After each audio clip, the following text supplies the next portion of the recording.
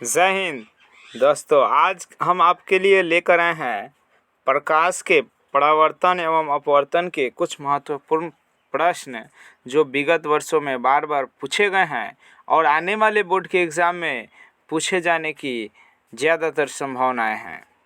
तो चलिए देर न करते हुए शुरू करते हैं। ये है पहला प्रश्न, जैसा कि आपको स्क्रीन पर दिख रहा है। कह रहा है हवा में टांगी हुई वस्तु को पानी के अंदर से पानी की सतह के लंबवत देखने पर इस वस्तु का प्रतिबिंब वस्तु से होगी।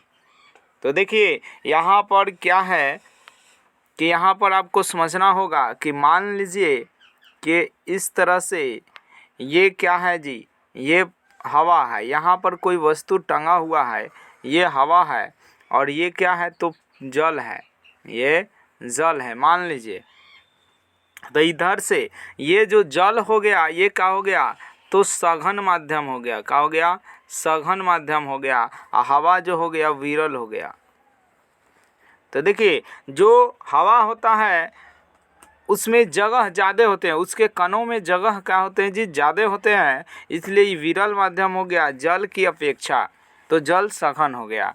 अब आप बताइए कि यहाँ से कोई लंबवत है, इस तरह से है, तो ये क्या करेगा, इधर क्या होगा हटेगा, अविलंब से क्या होगा दूर हटेगा। इसलिए यहाँ पर ऑप्शन क्या होगा जी अधिक दूर होगा। जो वस्तु का प्रतिबिंब होगा वस्तु से दूर होगा। चलिए नेक्स्ट क्वेश्चन है। देखिए कह रहा है कि ए बराबर r/2 सत्य है। तो देखिए ये दोनों ही दर्पणों में सत्य है, चाहे वो दर्पण अवतल हो चाहे उत्तल हो। और ये बता दें समतल में ये नहीं होता, ये गोलीय दर्पण में होता है। और गोलीय दर्पण दो प्रकार के यहाँ पर हो गए, एक समतल और एक अवतल हो गए और एक उत्तल हो गए। तो यहाँ पर आपका ऑप्शन क्या हो जाएगा सही डी, यानी ए और बी दोनों। चलिए नेक्स्ट प्रश्न है। कह रहा है कि एक अवतल लेंस से 10 सेंटीमीटर दूर वस्तु को रखने पर इनका आभासी सीधा प्रतिबिंब बनता है। आभासी है तो एकदम निश्चित है कि सीधा बनेगा, तो इसकी फोकस दूरी होगी। तो बताइए वस्तु को अगर हम 10 सेंटीमीटर की दूर पर रखते हैं तो इसका प्रतिबिंब सीधा बन रहा है। लेंस जो है क्या है जी अवतल है। इसका मतलब है कि जो फोकस दूरी हो सकता है ये क्या होगा जी, फोकस दूरी जो होगा ये 15 सेंटीमीटर हो सकता है या 12 हो सकता है, ठीक है। 20 तो 20 भी हो सकता है, यानी कि क्या हो सकता है जी इनमें से सभी हो सकता है। अब कहिएगा कैसे? तो देखिए अवतल दर्पण जो है इसमें एक ऐसा ही स्थिति है कि अगर आप फोकस और ध्रुव के बीच रखिएगा, तो फोकस और ध्रुव के बीच रखिएगा, अगर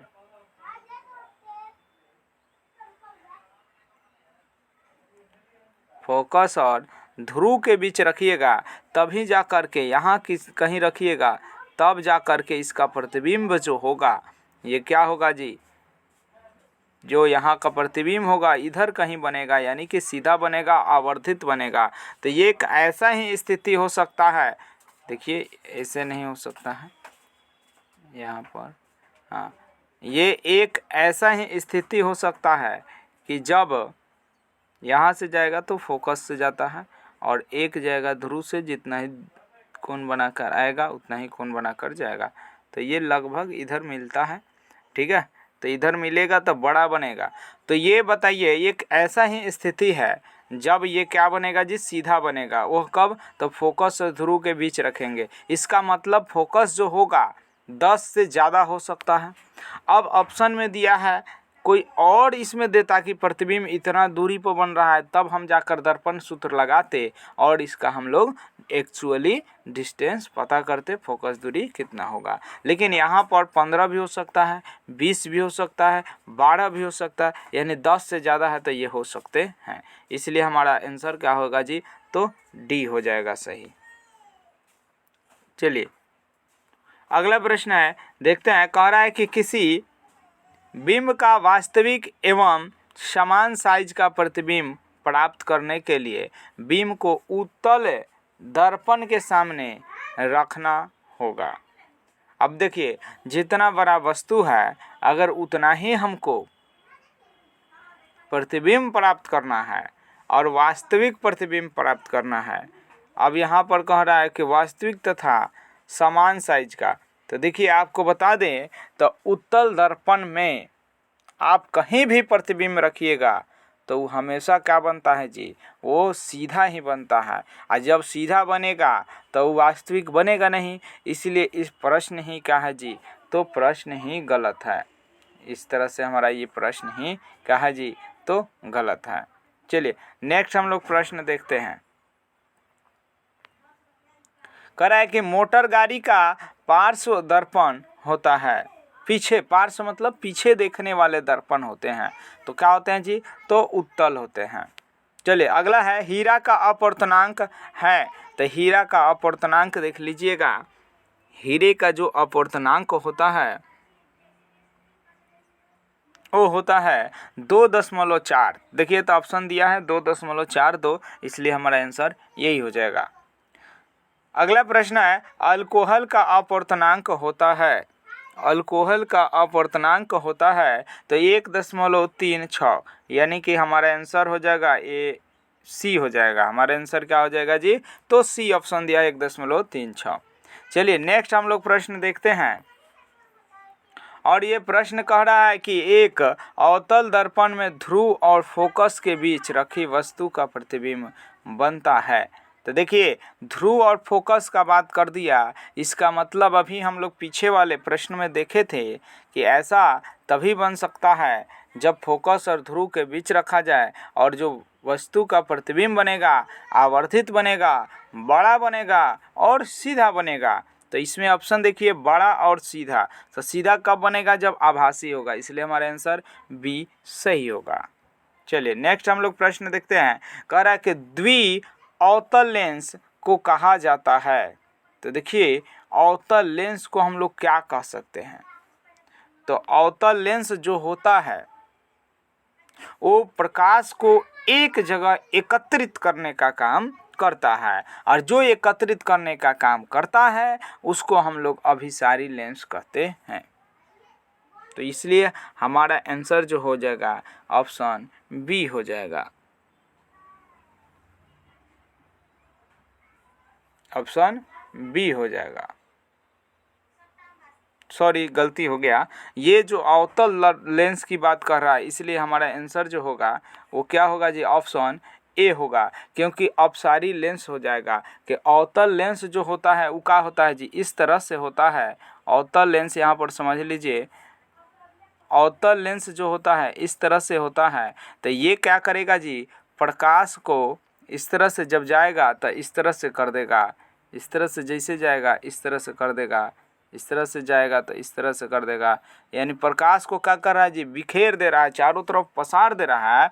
अतः हम कह सकते हैं ये जो है ये लेंस क्या है, अपसारी लेंस है। यहाँ उत्तल लेंस जब कहता तब हम कहते हैं कि इस तरह से लेंस बना, और ये जो लेंस होगा ये इस तरह से जाएगा और एक जगह कहीं एकत्रित हो जाएगा, एक जगह कहीं क्या होगा, एकत्रित होगा। तो इसको कहेंगे अभिसारी लेंस। जो प्रकाश को एक जगह एकत्रित कर देगा उसको अभिसारी लेंस कहते हैं, और जो प्रकाश को चारों तरफ बिखेर देगा उसको अपसारी लेंस कहते हैं। याद रखिएगा, अपसारी मतलब पसारी, यानी प्रकाश को क्या कर देगा, पसार देगा। चलिए, आई होप कि आपको समझ में आ गया। तो अवतल लेंस कहेगा तो अपसारी लेंस कहेंगे। अगला प्रश्न है कि सिनेमा के पर्दे पर किस प्रकार का प्रतिबिंब बनता है। तो देखिए, सिनेमा के पर्दों पर जो बनता है प्रतिबिंब वो किस प्रकार से बनता है। तो ऑप्शन है वास्तविक प्रतिबिंब या आभासी प्रतिबिंब या दोनों या इनमें से कोई नहीं। तो आपका आंसर हो जाएगा कि ये उल्टा बनाता है, और जब भी उल्टा बनाता है इसका मतलब है कि वास्तविक ही बनाएगा। ठीक है, तो इस तरह से हमारा जवाब होगा वास्तविक प्रतिबिंब बनाता है। चलिए नेक्स्ट जो प्रश्न है, कह रहा है उत्तल लेंस की क्षमता होती है। अब देखिए, ऑप्शन में दिया है धनात्मक, ऋणात्मक या शून्य। तो हम कैसे याद करेंगे कि ऋणात्मक होगा कि धनात्मक होगा कि शून्य होगा। तो देखिए, फोकस दूरी के आधार पर ही हम बता सकते हैं। तो लेंस उत्तल कह रहा है, इसका मतलब क्या हो गया जी, तो इसका फोकस मुख्य फोकस किधर होता है, तो इधर होता है। अतः हम कह सकते हैं, अगर हम लोग बचपन में संख्या रेखा पढ़े हैं तो आपको पता है कि इधर माइनस होता है और इधर प्लस होता है। इस तरह से हम बता सकते हैं कि उत्तल लेंस की जो क्षमता होगी वो क्या हो जाएगी जी, तो धनात्मक हो जाएगी। चलिए नेक्स्ट हम लोग समझते हैं। कह रहा है कि I बराबर R नहीं लागू होता है। अच्छा, किस में नहीं लागू होगा जी, तो I बराबर R जो होगा, I बराबर R इनमें सभी में लागू होगा, क्योंकि समतल दर्पण में भी यही होता है प्रकाश का प्रवर्तन का नियम, अवतल में भी होता है, उत्तल में भी होता है। अतः इसमें हमारा आंसर जो हो जाएगा वो हो जाएगा इनमें से कोई नहीं, इनमें से कोई नहीं। चलिए अगला प्रश्न है, कह रहा है किसी गोलीय दर्पण तथा किसी पतले गोलीय लेंस दोनों की फोकस दूरियां -15 सेंटीमीटर है।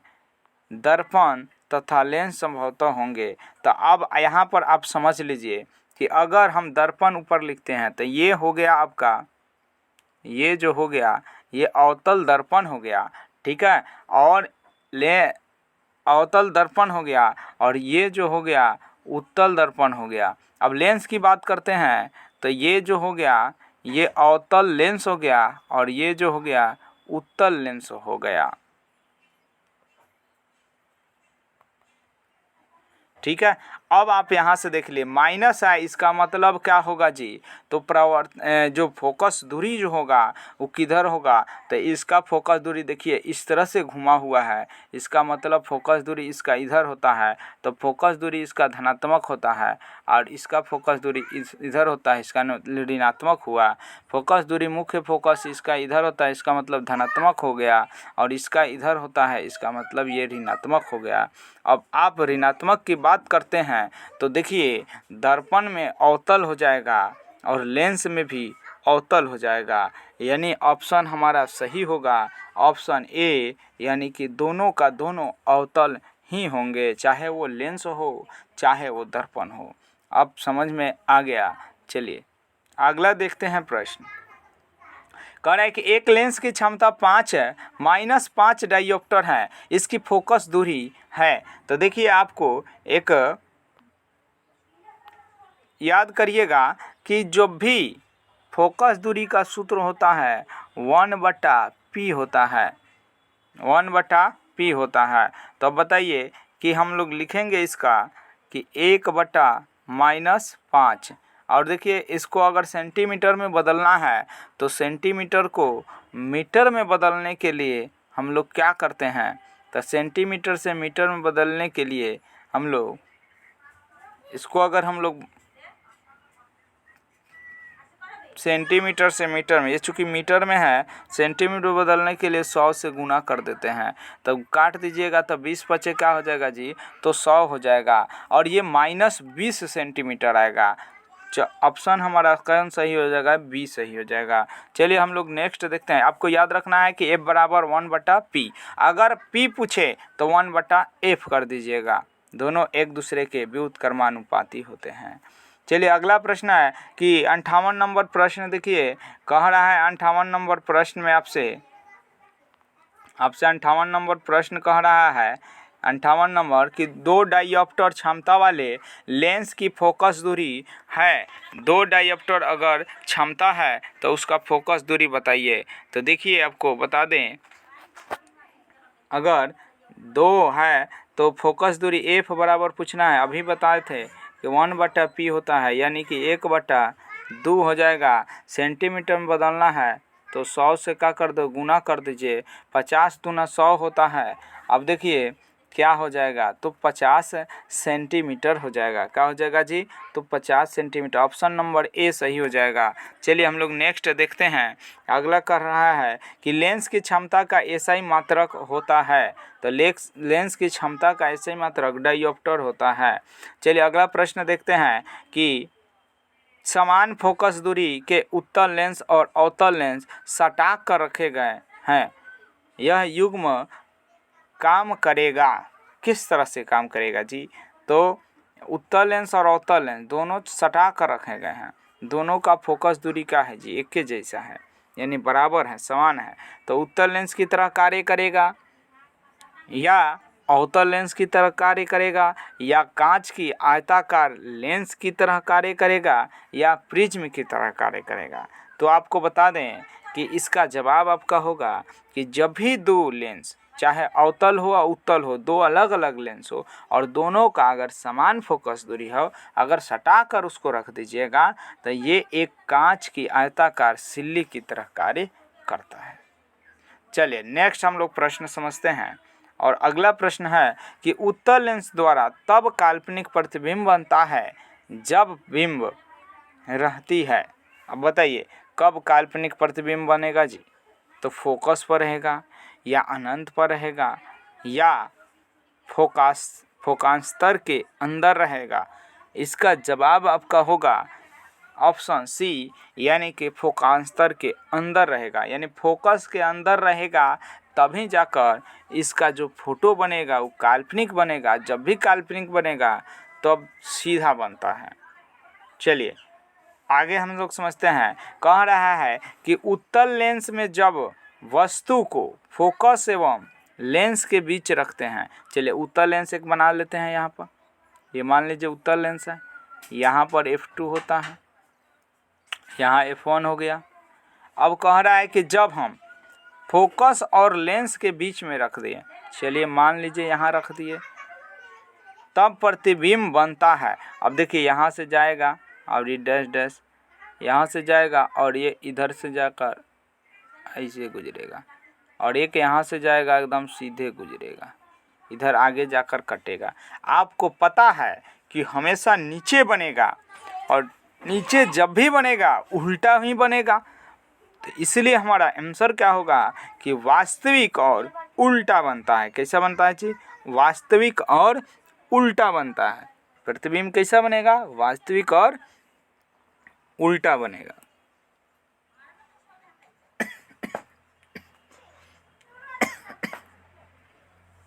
वास्तविक और कैसा बनेगा जी? तो उल्टा बनेगा। चलिए नेक्स्ट हम लोग समझते हैं। और अगला प्रश्न है, कह रहा है कि जब कोई वस्तु अनंत पर रहता है तो उत्तल लेंस द्वारा उसका प्रतिबिंब बनता है। जब कोई अनंत पर वस्तु है, अगर उत्तल लेंस द्वारा उसका प्रतिबिंब बनाया जाए तो कहाँ बनेगा जी? तो फोकस पर बनेगा। कहाँ बनेगा जी?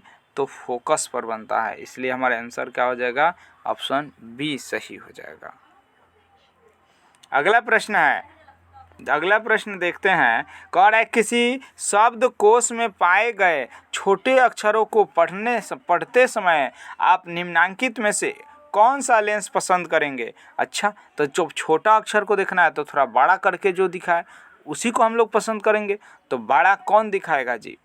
तो बड़ा जो दिखाता है उत्तल लेंस दिखाता है। अब इसमें भी देख लीजिए आप ऑप्शन के अनुसार से कितने फोकस दूरी का उत्तल लेंस हम लोग यूज़ कर सकते हैं। तो हमारा आंसर होगा 50 सेंटीमीटर की फोकस दूरी वाला, 50 सेंटीमीटर की फोकस दूरी वाला। चलिए हमारा ऑप्शन हो जाएगा ए सही। ठीक है। अब देखिए क्योंकि छोटा अक्षर को देखना है तो बड़ा जो करके दिखाएगा, ठीक है, उसी को हम लोग देखेंगे। तो उत्तल लेंस हो जाएगा। अगला है प्रश्न, कह रहा है कि मोटे लेंस की फोकस दूरी पतले लेंस की तुलना में क्या होगा जी? तो मोटा जो लेंस है और एक पतला लेंस है, तो जिसकी फोकस दूरी बताइए क्या हो सकता है? मोटे लेंस की फोकस दूरी पतले लेंस की तुलना में, पतला लेंस जो होता है उसका फोकस दूरी कम होता है, तो मोटे लेंस होंगे तो उसका फोकस दूरी ज़्यादा होगा। अतः हमारा आंसर जो होगा ए हो जाएगा। अगला प्रश्न है, एक उत्तल लेंस की फोकस दूरी 20 सेंटीमीटर है, लेंस की क्षमता होगी। अब बताइए लेंस के क्षमता का सूत्र बताए हैं, P बराबर 1/f, यानी कि 1/20 दिया हुआ है। अब देखिए चूंकि ये सेंटीमीटर में दिया हुआ है तो इसको मीटर में बदलने के लिए हम 100 से क्या करते हैं, यहाँ पर भाग कर देंगे। तब 20 × 5 = 100, आई पलटेगा यानी कि क्या आ जाएगा जी? 5 आ जाएगा। चूँकि उत्तल लेंस कह रहा है इसलिए फोकस दूरी धनात्मक होगा, इसीलिए हमारा आंसर होगा +5 डायोप्टर। ऑप्शन देख लीजिए, ऑप्शन कहाँ है, तो ऑप्शन ए सही हो जाएगा, +5 डाइऑप्टर। आई होप कि आपको ये समझ में आ गया होगा। चलिए नेक्स्ट हम लोग देखते हैं, और अगला प्रश्न है, किसी लेंस के प्रकाशीय केंद्र से होकर गुजरने वाली किरणों के पथ में अपवर्तन के बाद क्या होगा जी? तो अपवर्तन के बाद तो विचलन होगा ही होगा। प्रकाशीय केंद्र से होकर गुजरने वाले पथ में देखिए इसमें कोई विचलन नहीं होता है, इसमें विचलन होता ही नहीं है, यानी ऑप्शन हमारा क्या हो जाएगा, ए सही हो जाएगा। क्योंकि आप देख लीजिए, फिगर से समझ लेते हैं।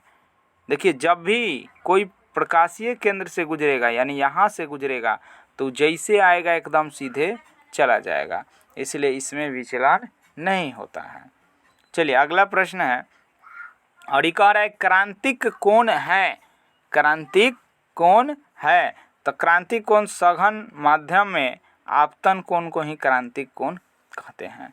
तो यहाँ पर ऑप्शन हमारा कौन सही हो जाएगा, तो ऑप्शन ए हो जाएगा, सघन माध्यम में आपतन कोण। अगर सघन माध्यम में जो आने वाले किरण होती है और अभिलंब होता है, उसके बीच में जो कोण बनेगा उसी को हम लोग क्या कहते हैं, आपतन कोण कहते हैं। कोई भी ऐसे ले सकते हैं, ठीक है। मान लिया ऐसे है, ये अभिलंब है और ये आने वाली किरण है, ऐसे आएगा, तो ये सघन चूँकि है तो ये क्या हो जाएगा, आपतन कोण हो जाएगा। तो ये हो गया कि सघन माध्यम में आपतन कोण। आज जब ये विरल माध्यम में जाएगा तो दूर तो नहीं हटेगा, तो ई कौन हो जाएगा, तो अपवर्तन कोण होता है।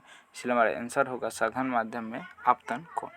चलिए नेक्स्ट हम लोग समझते हैं, कह रहा है कि मृग मरीचिका का कारण है, यानी जो मृग मरीचिका जो बनता है उसका कारण क्या है? तो मृग मरीचिका का कारण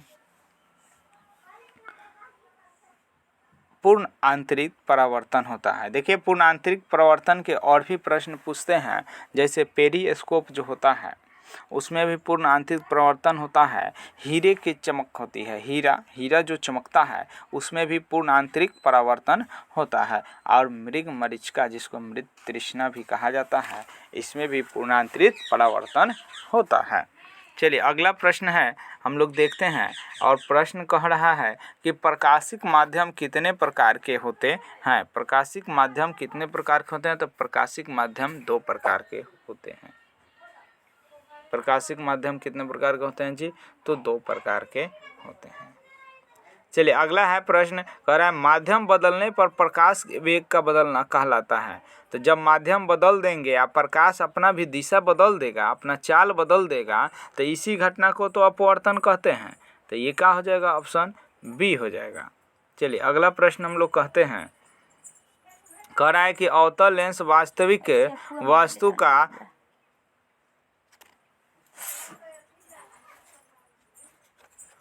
अवतल लेंस वास्तविक वस्तु का हमेशा बनाता है। तो देखिए लेंस अगर अवतल है तो ये हमेशा आभासी प्रतिबिंब ही बनाता है। आभासी बनाएगा तो कैसे बनाएगा, तो सीधा बनाएगा, तो आभासी ऑप्शन हमारा बी सही हो जाएगा। अगला प्रश्न है, कांच का जो सिल्ली है से पार करने वाली प्रकाश किरण में पैदा होता है। तो कांच की सिल्ली से जो प्रकाश की किरण गुजरेगी तो उसमें क्या पैदा हो सकता है, तो उसमें आपको पार्श्व विस्थापन पैदा होता है। अब कहिएगा पार्श्व विस्थापन होता क्या है, तो देखिए एक फिगर हम लोग समझते हैं। यहाँ ये क्या है, अभिलंब है, ठीक है। तो यहाँ से एक किरण ऐसे जाएगी मान लीजिए, ठीक है, और फिर यहाँ से क्या होगा, यहाँ पर अगर हम लोग एक काट दे रहे हैं तो फिर इस तरह से जाएगा, ठीक है। ये तो यहाँ पर डैश डैश एक गुजरती है, ठीक है, और यहाँ पर मान लीजिए कि एक डैश डैश गुजरते हैं, ठीक है।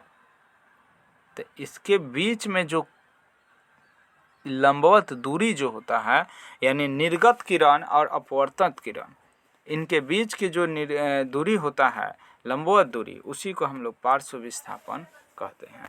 आई होप कि आपको समझ में आ गया होगा। चलिए अगला प्रश्न है, कह रहा है टॉर्च से किस प्रकार के प्रकाश पुंज की प्राप्ति होती है?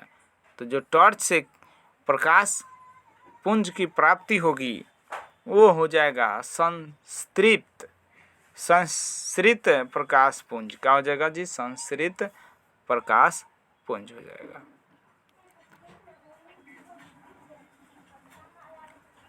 जो टॉर्च से, तो टॉर्च क्या होगा जी? टॉर्च क्या करता है, यानी प्रकाश को क्या करता है जी? एक समांतर दिशा में न प्रयोग करके चारों तरफ क्या करता है? फोकस करता है, जिससे चारों ओर की वस्तु एकदम से दिखाई देता है। और लेज़र जो होता है वो क्या करता है? एकदम सीधे बहुत दूर तक फोकस करता है और ये फैला देता है। तो इसलिए लिखेंगे संश्रिप्त या अभिसारी किरण पुंज का प्रयोग करता है। अगला प्रश्न है, कह रहा है कि पानी में डाली गई छड़ी टेढ़ी दिखाई देती है। तो देखिए इसका कारण क्या है जी? जब एक माध्यम से दूसरे माध्यम में प्रकाश पहुंचती है, चाहे जाती है, तो अपनी दिशा में क्या करता है जी? परिवर्तन करता है, उसको अपवर्तन कहते हैं। तो आंसर क्या हो जाएगा? अपवर्तन। अगला प्रश्न है, कह रहा है कि पानी से भरी बाल्टी की गहराई कम दिखती है, इसका भी कारण हो जाएगा अपवर्तन। अगला कह रहा है, किस दर्पण का दृष्टि क्षेत्र बड़ा होता है? तो देखिए जिसको हम लोग पीछे देखने के लिए वाहन में लुकिंग गिलास जिसको कहते हैं, चाहे साइड मिरर कहते हैं, उसका उपयोग करते हैं। तो यानी क्या हो जाएगा? उत्तल दर्पण हो जाएगा। ये वस्तु छोटा को क्या करके दिखाएगा जी? तो ये हमेशा सीधा दिखाता है। और चूंकि छोटे छोटे वस्तु का प्रतिबिंब भी छोटा बनता है, और जिसके कारण से बहुत सारे वस्तु उसमें क्या करते हैं जी? आ जाते हैं, इसीलिए दृष्टि क्षेत्र बड़ा होता है, माने दिखाने वाला क्षेत्र बड़ा है, वस्तु छोटा है। चलिए अगला प्रश्न है, और ये कह रहा है कि किसी माध्यम का अपवर्तनांक अगर म्यू है और इसमें प्रकाश का वेग होता है, अगर माध्यम का अपवर्तनांक दिया हुआ है तो इसमें प्रकाश का वेग क्या होगा जी? तो ये क्या हो जाता है? Mu C. सी क्या है जी? निर्वात में प्रकाश की चाल होता है, चाहे वेग होता है, निर्वात में प्रकाश की वेग होता है, ये स्थिरांक के बराबर हो जाता है, एक स्थिरांक लिखा जाता है।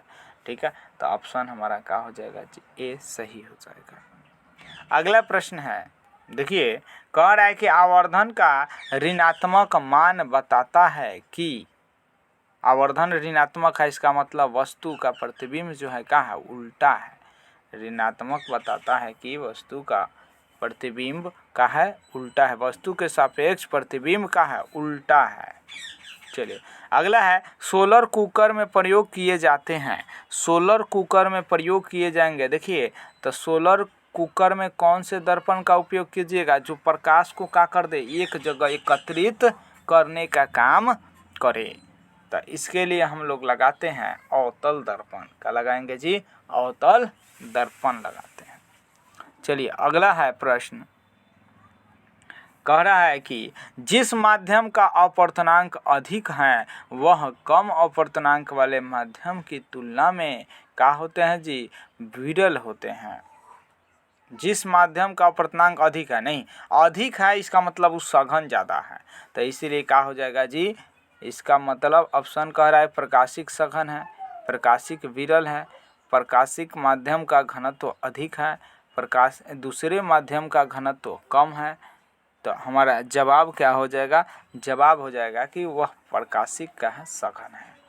चलिए अगला है प्रश्न, और अगला प्रश्न कह रहा है कि पानी में प्रकाश का वेग अगर CW है तथा कांच में प्रकाश का वेग अगर CG होता है तो क्या होगा जी? तो होगा कि CW जो होगा CG से क्या होगा? बड़ा होगा, तभी ऐसी घटना हो रही है। अगर ये इसका वेग क्या है तथा इसका वेग ये है, प्रकाश कांच में प्रकाश का वेग, तो बताइए किसमें प्रकाश का वेग क्या होगा? ज़्यादा होगा। तो पानी वाला का वेग ज़्यादा होगा, क्योंकि कांच का है जी पानी की तुलना में ज़्यादा सघन है, और पानी जो है कांच की तुलना में विरल है। चलिए अगला प्रश्न, निम्नलिखित में से प्रकाशिक माध्यम कौन है जी? प्रकाशिक माध्यम कौन है? लोहा कोनो प्रकाश गुजरेगा? उसमें नहीं गुजरेगा। लकड़ी में गुजरेगा? नहीं गुजरेगा। तांबा में गुजरेगा? नहीं गुजरेगा। इसका मतलब है शीशा होगा, क्योंकि शीशा में प्रकाश आर पार गुजर जाता है। चलिए अगला प्रश्न, कह रहा है कि गोलीय दर्पण की फोकस दूरी उसकी वक्रता त्रिज्या की क्या होती है जी? तो वक्रता त्रिज्या की आधी होती है। तो आधी ऑप्शन देख लीजिए, ये सही है। चलिए अगला प्रश्न है, कह रहा है कि अगर वायु में प्रकाश का वेग c है तथा एक माध्यम में प्रकाश का वेग v है तो निरपेक्ष अपवर्तनांक का मान होगा। तो निरपेक्ष अपवर्तनांक का मान होगा तो देखिए c/v होता है, यानी निर्वात में प्रकाश की चाल अब बट्टा उस माध्यम में प्रकाश की चाल जिस माध्यम का आपको अपवर्तनांक निकालना होता है। तो आपका c क्या है? निर्वात में प्रकाश की चाल, और v जो है क्या है? उस माध्यम में प्रकाश की चाल है। चलिए अगला प्रश्न है, अगला कह रहा है कि रोगियों के नाक, कान, गले की जांच के लिए डॉक्टर प्रयोग करते हैं तो वैसे दर्पण का उपयोग करेंगे जो बड़ा करके दिखाएगा। और बड़ा कौन करके दिखाता है जी? तो अवतल दर्पण। चलिए अगला प्रश्न है कि सूर्य से आने वाला प्रकाश पुंज कैसा होता है? तो सूर्य से जो आने वाला प्रकाश पुंज होता है वो कैसा होता है जी? तो वो समांतर किरण पुंज होता है। तो ऑप्शन हमारा सी सही हो जाएगा। अगला प्रश्न है, कह रहा है कि विरल माध्यम में प्रकाश की चाल सघन माध्यम की अपेक्षा क्या होगा जी? अधिक होता है, क्योंकि विरल माध्यम में जो कणों के बीच दूरी होती है ज़्यादा अलग अलग होती है, दूरी ज़्यादा होती है, इसलिए प्रकाश का चाल उसमें होगा ज़्यादा होगा। तो इसलिए क्या ऑप्शन हो जाएगा हमारा? ऑप्शन सी हो जाएगा आंसर। ऑप्शन बी हो जाएगा, अधिक होती है यानी बी होगा। ठीक है। अगला है कि आधुनिक क्वांटम सिद्धांत के आधार पर प्रकाश को क्या माना गया है? तरंग माना गया है, कण माना गया है, या दोनों माना गया है, या इनमें से कोई नहीं?